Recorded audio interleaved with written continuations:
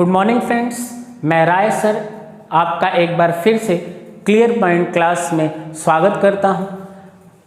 Class 9th के geography की हम बात कर रहे थे। क्लास 9th के जियोग्राफी का लेसन 1 हम कंप्लीट कर चुके थे और लेसन 2 के 3 पार्ट हम देख चुके हैं। आज हम लेसन 2 जो है आपका क्लास 9th का, जिसका नाम है physical feature of India, physical features of India, इसके हम 4th पार्ट की बात करेंगे। 3 पार्ट हमारे कंप्लीट हो चुके हैं, जिसमें हमने पहला पार्ट देखा था द हिमालय, सेकेंड पार्ट हमने देखा था the northern plain,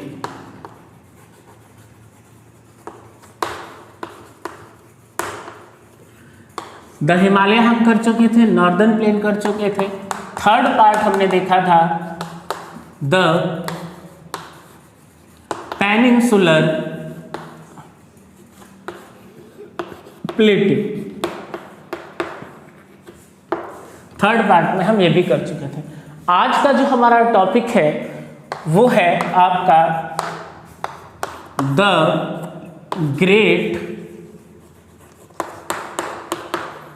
Indian desert. तो आज का हमारा टॉपिक है the great Indian desert, the great Indian desert.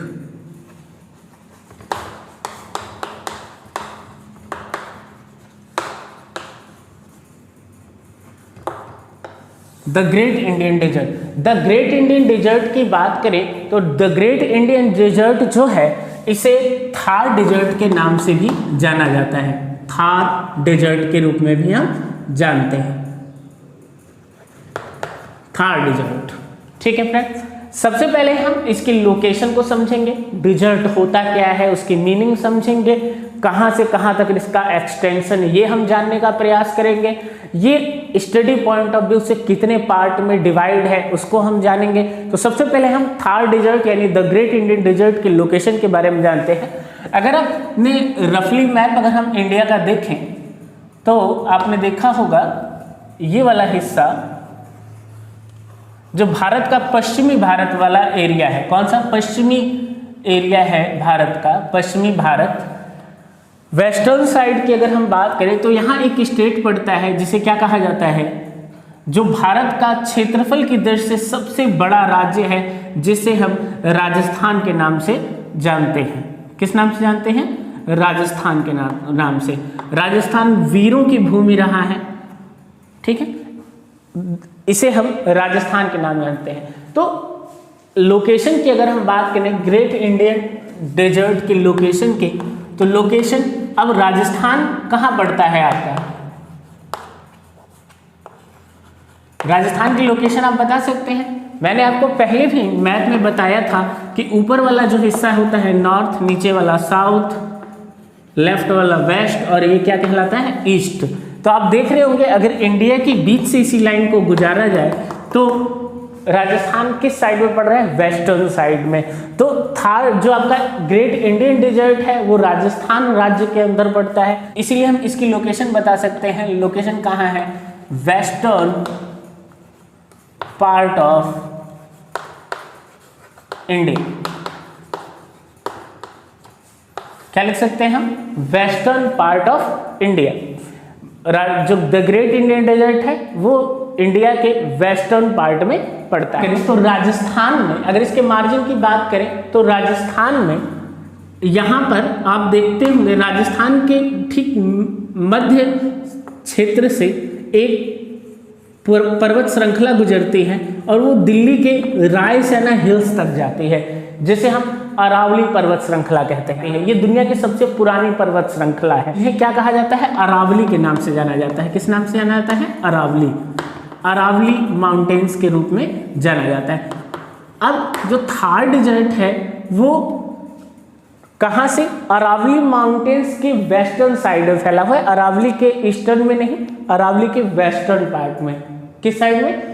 Aravalli के वेस्टर्न पार्ट में जिसका विस्तार है, कहाँ तक है? जैसलमेर तक, जैसलमेर से लेकर अरावली तक। और यहाँ बात करें राजस्थान के लगभग 12 जिले इस डेजर्ट एरिया में आते हैं। कितने? 12 जिले। तो ये जो आप देख रहे हैं 7 की तरह आकार बना हुआ है, इतना जो हिस्सा है ये थार डेजर्ट के रूप में जाना जाता है। और ये अरावली के वेस्टर्न वाला पूरा का पूरा पार्ट जो है उसे हम द ग्रेट इंडियन डेजर्ट के नाम से जानते हैं। ये तो बात हो गई किसकी? लोकेशन के।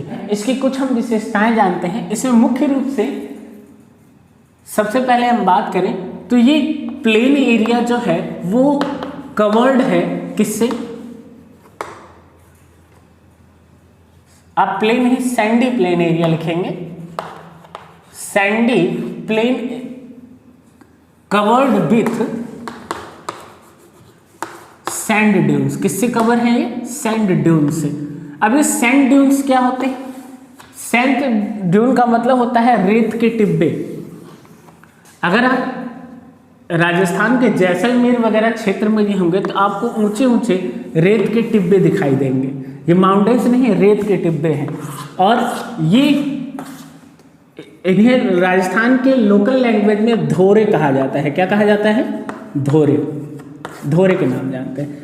अब ये कई आकार के मिलते हैं। जैसे अगर हम बात करें तो मून क्रिसेंट के आकार के मिलते हैं। किस आकार के? मून क्रिसेंट यानी चंद्रमा के आकार के भी आपको ये मिलते हैं। इन्हें राजस्थान में बरखान के नाम से जाना जाता है। किस नाम से जाना जाता है? बरखान। ये अलग अलग टाइप के सैंड ड्यून्स पूरे के पूरे डेजर्ट एरिया में आपको देखने को मिलेंगे। बात करें तो आपके क्लास 9th के सिलेबस में बहुत ज़्यादा नहीं दिया गया है, सिर्फ इतना ही बताया गया है इसका एक्सटेंशन कितना है, कहाँ से कहाँ तक फैला हुआ है। बाकी अगर हम राजस्थान के जियोग्राफी में बाकी हम डिटेल से इस पर चर्चा करेंगे। अभी हम एक मेन इंडिया के फिजिकल फीचर्स की बात कर रहे हैं। तो सबसे पहला पॉइंट आपका सैंडी प्लेन है, कवर्ड विथ किससे है? सैंड ड्यून्स से है। इसके अलावा यहाँ पर वेरी लो रेनफॉल होती है। कितनी? वेरी लो रेनफॉल होती है। रेनफॉल की अगर हम बात करें तो पूरे वर्ष भर में, पूरे साल भर में 150 mm से ज़्यादा बारिश नहीं होती है। ये मैक्सिमम है। डेजर्ट का बहुत सारा ऐसा क्षेत्र है जहां लगभग 25 से 30 साल हो गए अब तक बारिश हुई नहीं है। 150 mm से भी कम बारिश, यानी आप कह सकते हो 15 सेंटीमीटर से कम बारिश का क्षेत्र है। इसलिए पूरा का पूरा ये कैसा एरिया है? डेजर्ट बन चुका है, रेगिस्तान है। ये डेजर्ट जो पार्ट है ये कभी यहाँ पर टैथिस सागर हुआ करता था। अगर जब मैंने आपको पिछले वाले वीडियो में गोंडवाना और अंगारा लैंड के बारे में बताया था कि इंडियन जो कॉन्टिनेंट है, इंडियन जो प्लेट है, जब एशिया की प्लेट से टकराई थी उस समय इस टैथिस सागर का जो की सतह थी, जो तल था, वो अपवर्ड होकर थार डेजर्ट में कन्वर्ट हो गया। ठीक है, तो काफ़ी पुराना है थार डेजर्ट। जब टैथिस सागर का निर्माण हो, जब टैथिस सागर समाप्त हुआ उसकी जगह किसने स्थान ले लिया? ग्रेट इंडियन डेजर्ट ने ले लिया। ये भारत के पश्चिमी क्षेत्र में पड़ता है, वेरी लो रेनफॉल है ये। ठीक है, इसके अलावा हम बात करें एरिड क्लाइमेटिक वेजिटेशंस मिलेगी आपको। कैसी? Arid climatic vegetation.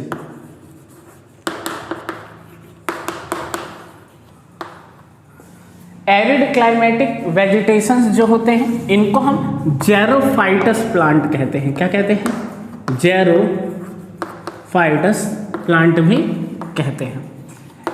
जेरोफाइटस प्लांट क्या होते हैं? जब पौधों में पानी की कमी हो जाती है, जैसे कोई प्लांट है, अब पानी की कमी है, यहाँ पर बारिश बहुत कम हो रही है, तो पौधों में एक प्रोसेस होती है जिसे क्या कहा जाता है?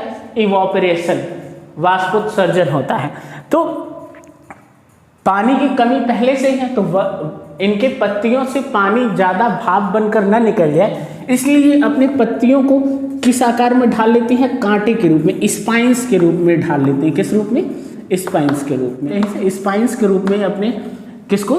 पत्तियों को डेवलप कर लेती है। तो यहाँ पर जितनी भी आपको एरिड सॉइल में जो एरिड वेजिटेशन या जेरोफाइटस प्लांट मिलेंगे उसमें पत्तियां किसका रूप ले चुके हैं, स्पाइन्स का। तो जो लीव्स हैं इस प्रकार में लीव्स मॉडिफाइड इनटू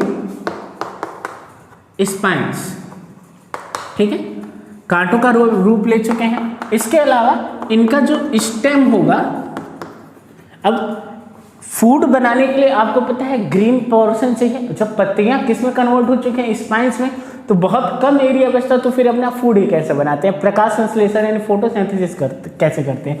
तो इनकी स्टेम जो है वो ग्रीन कलर की होती है, स्टेम ग्रीन कलर की होती है, और साथ में ये जो होते हैं स्पंज टाइप के होते हैं। किस टाइप के होते हैं, स्पंज टाइप के।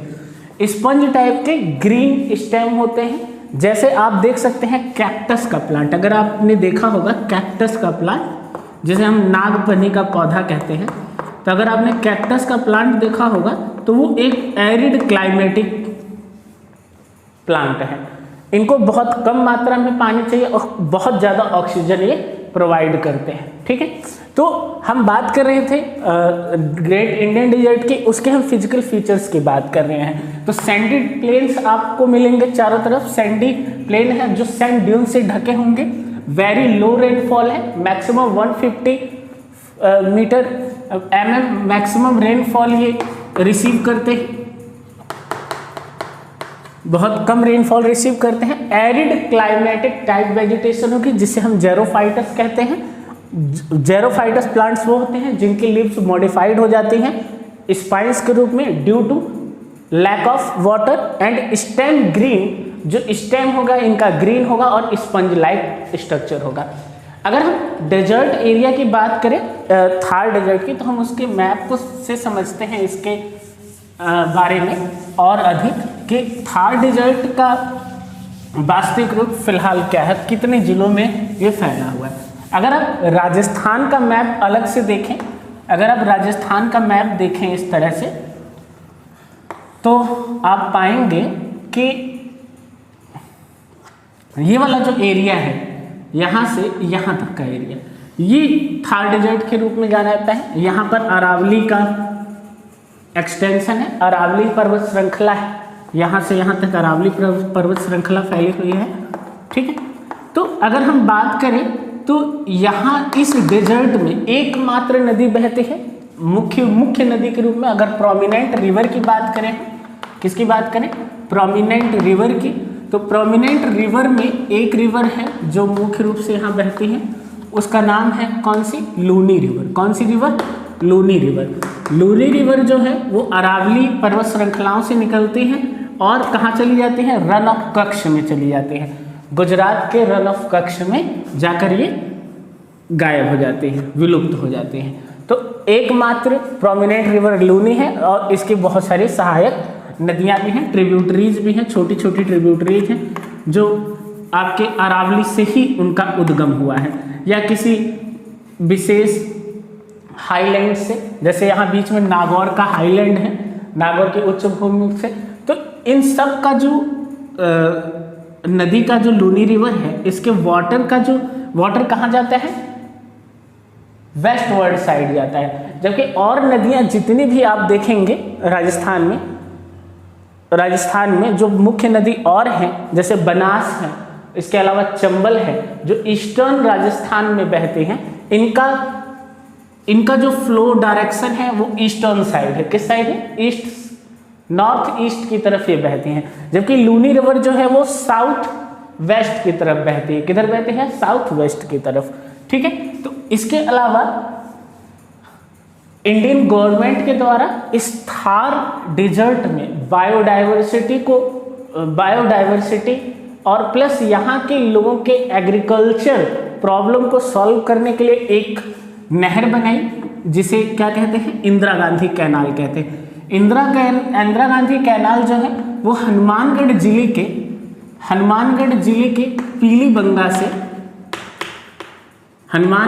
के पीलीबंगा नामक जगह से, गांव का नाम है मसीता वाली, मसीता वाली हेड से प्रवेश करते हैं और बहते हुए गंगानगर, बीकानेर, जैसलमेर तक जाती है। इसके एक्सटेंशन को बाड़मेर तक बढ़ाया जा रहा है। बाड़मेर में जगह है गदरा, क्या नाम है, गदरा तक इसके एक्सटेंशन को बढ़ाया जा रहा है। ये इंडिया की सबसे बड़ी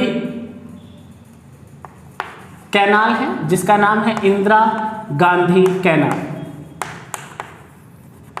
इसके कारण इस डेजर्ट एरिया में बहुत सारे डेवलपमेंट वर्क चल रहे हैं और डेवलपमेंट धीरे धीरे यहाँ का हो रहा है। और ये दुनिया के सबसे ज़्यादा बायोडाइवर्सिटी वाला मरुस्थल बन चुका है, यानी बहुत अधिक आपको यहाँ पर डाइवर्सिटी मिलेगी, बायोडाइवर्सिटी मिलेगी, अलग अलग तरह के प्लांट्स मिलेंगे, एनिमल्स आपको यहाँ पर देखने को मिलेंगे। ठीक है, थार डेजर्ट में आप क्लास 9 के सिलेबस में आपको इतना ही पढ़ना है। इसके बाद हम बात करेंगे 4th पार्ट के, 5th पार्ट की, वो है हमारा कौन सा, कोस्टल प्लेन्स। अगला टॉपिक है हमारा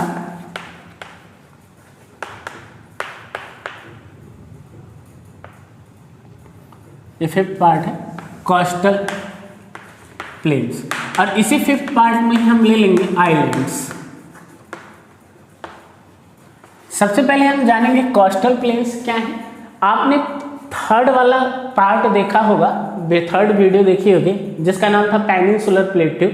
पेनिनसुलर पार्ट जो है आप देखेंगे गुजरात के भरूच से लेकर इसका एक्सटेंशन होता है साउथ वर्ड की तरफ और पश्चिम बंगाल तक ये फैला हुआ है, जिसे हम पेनिनसुलर प्लेट्यू कहते हैं। पेनिनसुलर प्लेट्यू के दोनों साइड आपने देखा होगा, एक तरफ बे ऑफ बंगाल है और लेफ्ट साइड में यानी वेस्टर्न साइड में अरेबियन सी है। क्या है, अरेबियन सी। और नीचे आपको पता है कौन सा है, इंडियन ओशियन, इंडियन ओशियन। तो अगर हम बात करें वेस्टर्न और ईस्टर्न दोनों साइड में, तो पेनिनसुलर प्लेट्यू में, पेनिनसुलर वाले रीजन में जो प्लेट्यू का जो एक्सटेंशन है वो यहीं तक है। कुछ एक स्ट्रिप सी आप देख रहे होंगे, ये स्ट्रिप सी खाली आपको दिखाई देती होगी। पेनिनसुलर प्लेट्यू का जो डाइवर्जन है या एक्सटेंशन है वो इतने एरिया में हुआ है।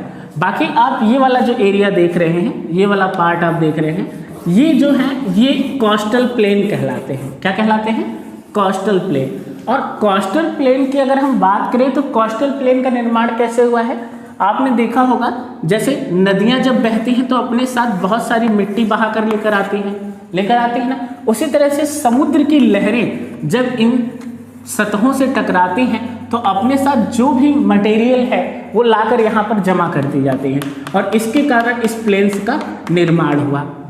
करोड़ों साल में इसके भी निर्माण में लगे। जिस तरह से बाकी लैंड का की डेवलपमेंट उसी तरह से इन का भी डेवलपमेंट हुआ। अब ये वाला जो हिस्सा है यहाँ से लेकर यहाँ तक आप देख रहे हैं वेस्टर्न साइड में, वेस्टर्न साइड वाले हिस्से को हम या वेस्टर्न कोस्टल प्लेन कहते हैं इसे। उसी तरह से ईस्टर्न साइड में जो आपका प्लेन पड़ता है इसे हम ईस्टर्न प्लेन के नाम से जानते हैं। किस नाम से जानते हैं, ईस्टर्न प्लेन, कोस्टल प्लेन। ठीक है, तो इंडिया में जो कोस्टल प्लेन है उसे दो ब्रॉडली 2 पार्ट में बांटा जा सकता है, वेस्टर्न कोस्टल प्लेन और ईस्टर्न कोस्टल प्लेन। ध्यान रखेंगे इंडिया के कोस्टल प्लेन को मेनली ब्रॉडली 2 पार्ट में बांटा जा सकता है, वेस्टर्न कोस्टल प्लेन और ईस्टर्न कोस्टल प्लेन। अब स्टडी पॉइंट ऑफ व्यू से इन कोस्टल प्लेन्स को और छोटे छोटे हिस्सों में भी बांटा गया है। अगर हम बात करें कोस्टल प्लेन के और छोटे छोटे हिस्सों की अगर हम बात करें तो ये वाला आप हिस्सा देख रहे हैं, यहाँ पर कुछ जगहें हैं। जैसे अगर हम बात करें इसी कोस्टल प्लेन पर ही आप ये हिस्सा जो है महाराष्ट्र राज्य में आता है। महाराष्ट्र का ये वाला हिस्सा अगर आप देखेंगे तो यहाँ पर एक भारत का मेट्रोपॉलिटन सिटी है जिसे हम क्या कहते हैं, मुंबई कहते हैं। क्या कहते हैं, मुंबई। मुंबई से लेकर गोवा तक, कहाँ तक, ये वाला हिस्सा आप देख रहे हैं, ये गोवा तक। ये कौन सी जगह है, गोवा।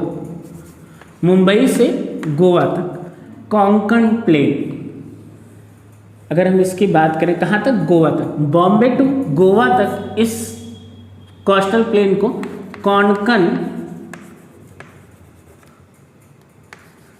कोस्टल प्लेन के नाम से जाना जाता है, कोंकण कोस्टल प्लेन के रूप में जाना जाता है। ठीक उसी तरह से गोवा से लेकर नीचे तक जो केरल का रीजन है, यहाँ तक जो है जिसे हम कन्नड़ प्लेन के नाम से जानते हैं। किस नाम से जानेंगे हम, कन्नड़ प्लेन। इसे कहा जाता है कन्नड़ प्लेन या कन्नड़ कोस्ट कहते हैं। इसके अलावा केरल वाले जो कोस्टल प्लेन है, केरल वाला कोस्टल प्लेन है, इसे मालाबार कोस्ट के नाम से जाना जाता है। तो आप वेस्टर्न कोस्टल प्लेन को 3 पार्ट में बांट सकते हैं, कोंकण कोस्ट, कन्नड़ कोस्ट और मालाबार कोस्ट। ठीक उसी तरह से ईस्टर्न साइड में अगर हम जाते हैं तो ईस्टर्न साइड में आपका 2 कोस्ट है, 2 कोस्ट में बांटा जा सकता है। ऊपर वाला जो है उसे नॉर्दर्न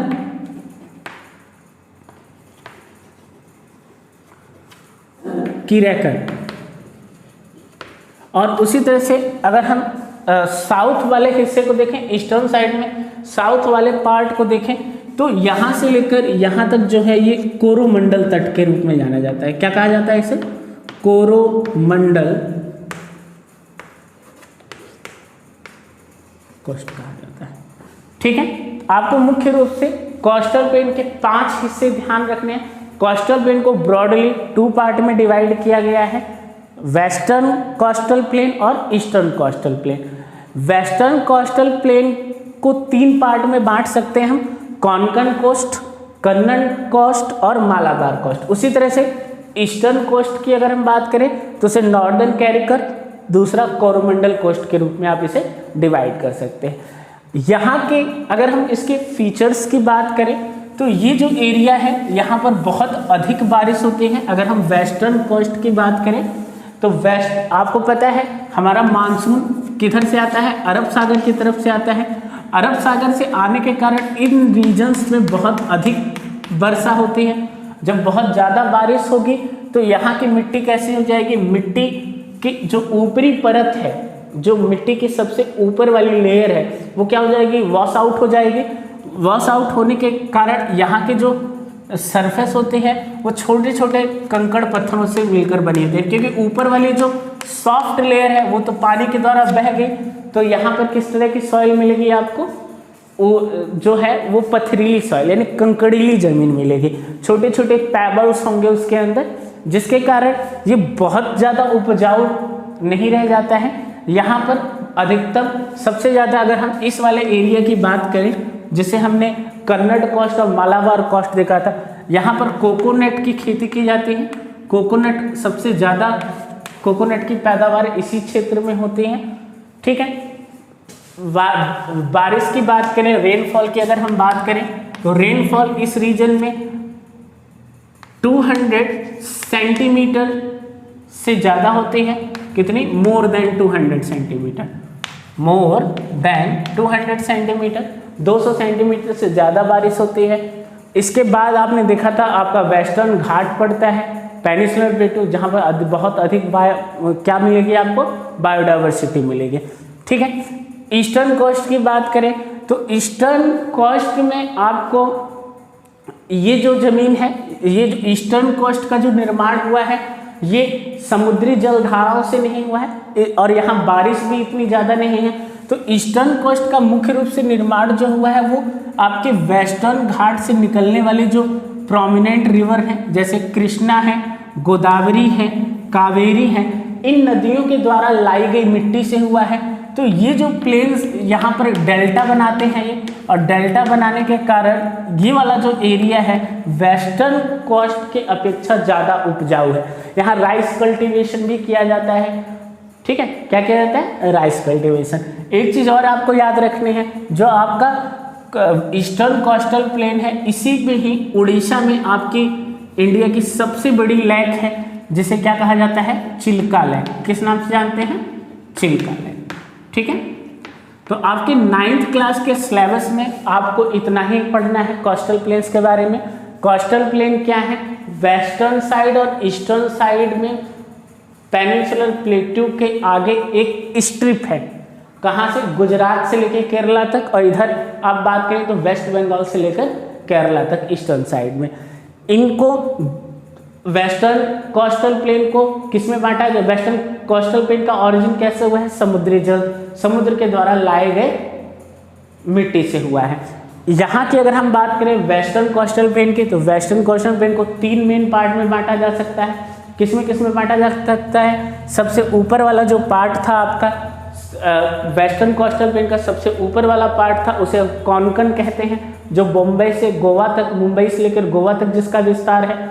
गोवा के बाद के गोवा से लेकर केरल तक अगर हम जाएं तो उसे कन्नड़ कोस्ट कहा जाता है, और केरल वाली कोस्टल रीजन को हम मालाबार कोस्ट के नाम से जानते हैं। उसी तरह से अगर हम ईस्टर्न साइड में आ जाएं, ईस्टर्न कोस्टल प्लेन की बात करें तो ईस्टर्न कोस्टल प्लेन जो है वो वेस्टर्न कोस्टल प्लेन की अपेक्षा ज़्यादा उपजाऊ है। ये नदियों के द्वारा लाई गई मिट्टियों से बना हुआ प्लेन है। इसकी चौड़ाई भी ज़्यादा है क्योंकि यहाँ पर काफ़ी बड़े बड़े डेल्टा बनते हैं। किसके द्वारा, गोदावरी नदी, महानदी, कावेरी, कृष्णा, इन सारी नदियों के द्वारा लाई गई मिट्टी से डेल्टा का निर्माण होता है, जिसके कारण वेस्टर्न कोस्ट की अपेक्षा ईस्टर्न कोस्ट ज़्यादा ब्रॉड है। और यहाँ पर वेस्टर्न कोस्ट की अपेक्षा कम बारिश होती है, इसलिए बहुत ज़्यादा बारिश नहीं तो उपयुक्त तो रेनफॉल होती है, जिसके कारण ये ज़्यादा उपजाऊ क्षेत्र है। ज़्यादा उपजाऊ, यहाँ पर एलुवियल सॉइल मिलेगी आपको। कैसी सॉइल मिलेगी, एलुवियल सॉइल मिलेगी। और यहाँ पर राइस कल्टीवेशन मुख्य रूप से होती है। ठीक है, इसके अलावा नॉर्दर्न कैरिकर वाला जो रीजन है आपका, नॉर्दर्न पार्ट है, इसमें ही आपकी चिल्का लेक पड़ती है, जो प्रोमिनेंट लेक है इंडिया की। ठीक है, अगर हम इस साइड के फॉरेस्ट की बात करें तो यहाँ पर अधिकतर मैंग्रोव फॉरेस्ट आपको मिलेंगे। कैसे फॉरेस्ट मिलेंगे, मैंग्रोव फॉरेस्ट। मैंग्रोव फॉरेस्ट ऐसे फॉरेस्ट होते हैं जो समुद्र के खारे जल में, यानी सॉल्टी वाटर में भी ग्रो कर जाते हैं, जो कोस्टल एरिया में आपके डेल्टा वाले रीजन में आपको देखने को मिलेंगे। ठीक है, भारत के जो मुख्य बड़े बड़े शहर हैं वो इन्हीं वेस्टर्न और ईस्टर्न कोस्टल प्लेन पर बसे हुए हैं। जैसे चेन्नई की बात करें, गोवा है, मुंबई है, ये सारे आपको कहाँ मिलेंगे, वेस्टर्न और ईस्टर्न कोस्टल प्लेन में मिलेंगे। तो 9th के सिलेबस में आपको सिर्फ इतना ही इसके बारे में पढ़ना है। बाकी डिटेल्स हम इंडियन ज्योग्राफी जब हम पढ़ेंगे उसमें हम पढ़ लेंगे। ठीक है, इसके बाद हम बात करते हैं तो 6th पार्ट आता है आपका, जिसे हम कहते हैं आइसलैंड। क्या कहते हैं, आइसलैंड। आइसलैंड की बात करें तो भारत के 2 आइलैंड्स हैं, 2 मुख्य रूप से आइलैंड ग्रुप्स हैं। कहाँ पर, अगर हम बात करें तो आपने देखा था, आपने ये पेनिनसुलर प्लेट्यू देखा था, पेनिनसुलर प्लेट्यू इंडिया का। तो इंडिया के पेनिनसुलर प्लेट्यू में आपने एक बात की थी, यहाँ पर हमने देखा था पश्चिमी साइड में मणिपुर, मिजोरम, और ये आपका कौन सा है, ईस्टर्न स्टेट है। ईस्टर्न स्टेट में जब हम हिमालय माउंटेन पढ़ रहे थे तो हमने बात की थी हिमालय माउंटेन की जो सबसे एक्सटर्नल वाले, जो सबसे छोटी पहाड़ियाँ हैं जिन्हें हम शिवालिक रेंजेस कहते हैं, उस शिवालिक रेंजेस का एक्सटेंशन यहाँ तक अरुणाचल प्रदेश से आने के बाद मुड़ जाती हैं, जिन्हें हम अराकान और योमा की पहाड़ियाँ म्यांमार में कहते हैं।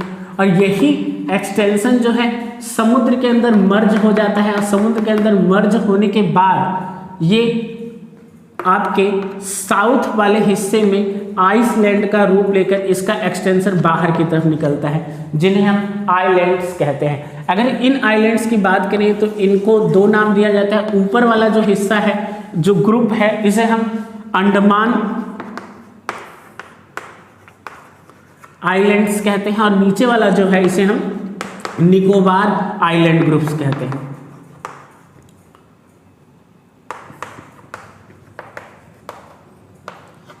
और नीचे वाला क्या है, निकोबार आइलैंड ग्रुप।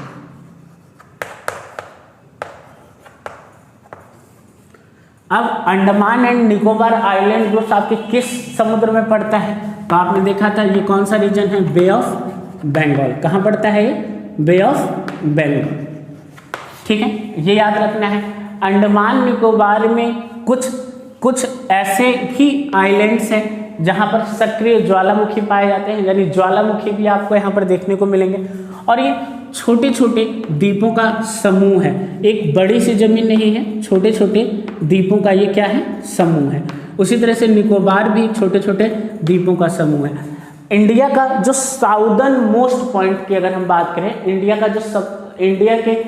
का साउदर्न मोस्ट पॉइंट इसी निकोबार आइसलैंड में पड़ता है, जिसे क्या कहा जाता है, इंदिरा पॉइंट। क्या कहा जाता है, इंदिरा पॉइंट। और इंदिरा पॉइंट कहाँ पड़ता है, निकोबार आइलैंड्स पर ही पड़ता है। 2004 में जब सुनामी आई थी तो ये जो आइलैंड है ये डूब चुका है, यानी अभी फिलहाल इंदिरा पॉइंट आपको देखने को नहीं मिलेगा। लेकिन जो जियोग्राफर्स हैं, इंडिया का साउदर्न मोस्ट पॉइंट इसी इंदिरा पॉइंट को ही मानते हैं। ठीक है, इसी तरह से अगर हम बात करें वेस्टर्न साइड में, तो वेस्टर्न साइड में आपने कुछ यहाँ पर देखा था, यहाँ पर कुछ द्वीप का समूह है। इन द्वीपों के समूह को लक्षद्वीप के नाम से जाना जाता है। किस नाम से जाना जाता है, लक्षद्वीप।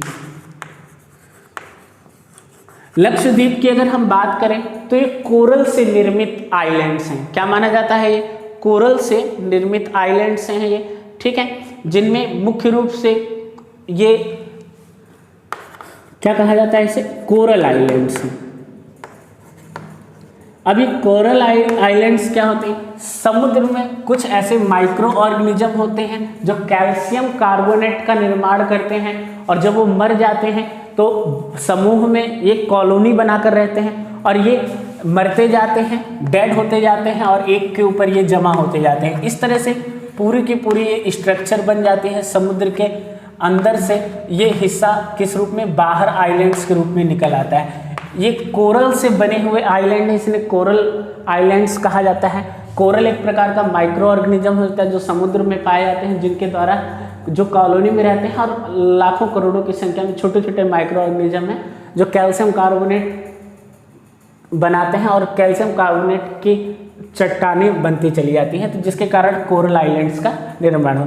अगर वर्तमान में देखें तो 36 द्वीप ऐसे हैं जहां पर लोग रहते हैं, जो रहने लायक है, बाकी बहुत छोटे छोटे द्वीप हैं। लक्षद्वीप का नाम 1 लाख द्वीप माना जाता है। महाभारत काल में यहाँ पर 1 लाख से ज़्यादा द्वीप हुआ करते थे, आइलैंड्स हुआ करते थे, जिसके कारण इसका नाम लक्षद्वीप पड़ा।